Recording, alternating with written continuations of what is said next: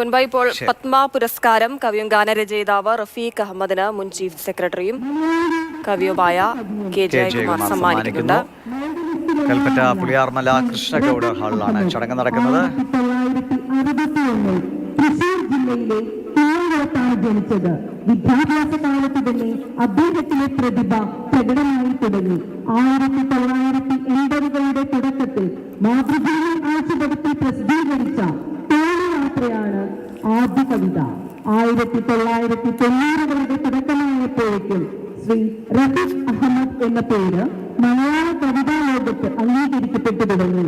1999 റിലീസായ ദർശവും എന്ന ചലച്ചിത്രത്തിന് വേണ്ടി ഗാനങ്ങൾ എഴുതിക്കൊണ്ടാണ് അദ്ദേഹം മലയാള ചലച്ചിത്ര രംഗത്തേക്ക് എത്തുന്നത്.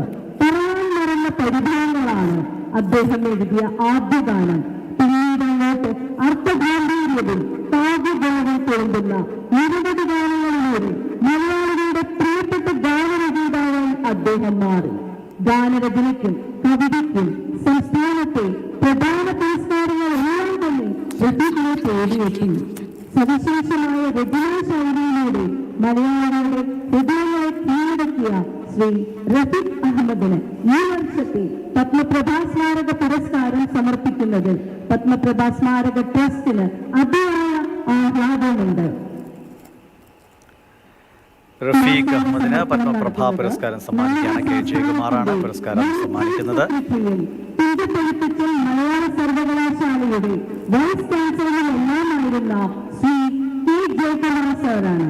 കവി, ഗാനരചയിതാവ്, വിവർത്തകൻ, ചിത്രകാരൻ, തീർത്ഥഭാഗൃത്ത് തുടങ്ങിയ വിവിധ മേഖലകളിൽ കഴിവ് തെളിയിച്ചിട്ടുള്ള ബഹുമുഖ പ്രതിഭയാണ് അദ്ദേഹം.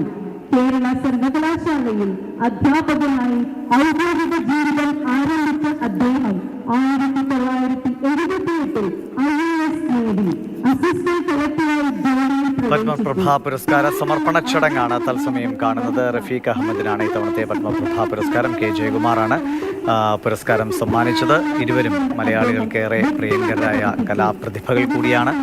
ഔദ്യോഗിക തലത്തിൽ തിളങ്ങുമ്പോഴും സാഹിത്യ ലോകത്തും ഗാനങ്ങളുടെ ലോകത്തുമൊക്കെ തിളങ്ങിയ ആളാണ് കെ ജയകുമാർ. റഫീഖ് അഹമ്മദിനെ നമുക്ക് അറിയാം.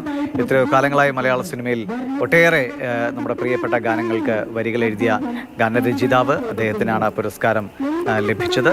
കെ ജയകുമാർ റഫീഖ് അഹമ്മദിന് പത്മപ്രഭാ പുരസ്കാരം സമ്മാനിച്ചിരിക്കുകയാണ്.